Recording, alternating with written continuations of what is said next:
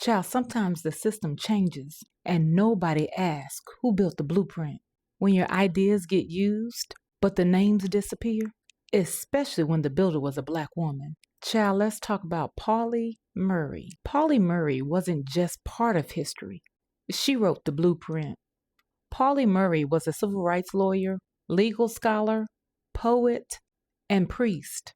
She was one of the key legal architects of Brown versus Board of Education. I bet you never heard of her. Her legal theory that segregation violated the Equal Protection Clause shaped the arguments that dismantled Jim Crow. And when it came to gender discrimination, she coined the term Jane Crow to explain how racism and sexism worked together long before intersectionality had a name. And here's the part that many of us would never even hear about. Pauli's work directly influenced Supreme Court cases argued by others, including white women who later became household names. Her ideas entered the law. Her language entered the courts. But baby, she didn't enter the spotlight. So who benefited when Pauli Murray's ideas became law without Pauli ever being credited? The legal system. It gained progress without disruption. Institutions got reformed without reckoning.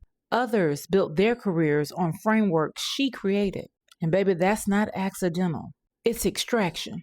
No public punishment, no loud silencing, just quiet absorption. They didn't need Pauli to be visible anymore. They already had what they wanted. Pauli Murray teaches us that erasure doesn't mean failure. Sometimes it means your work is too effective. So when you see progress without credit, change without the names, justice without acknowledgement, ask yourself one question. Who built this?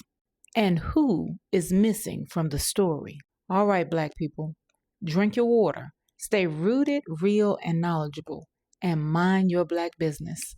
And baby, if you're in Texas, it's Jasmine Crockett all the way. But if not, go ahead and put some money on our girls' books. Happy Black History 365, and I'll see you next time.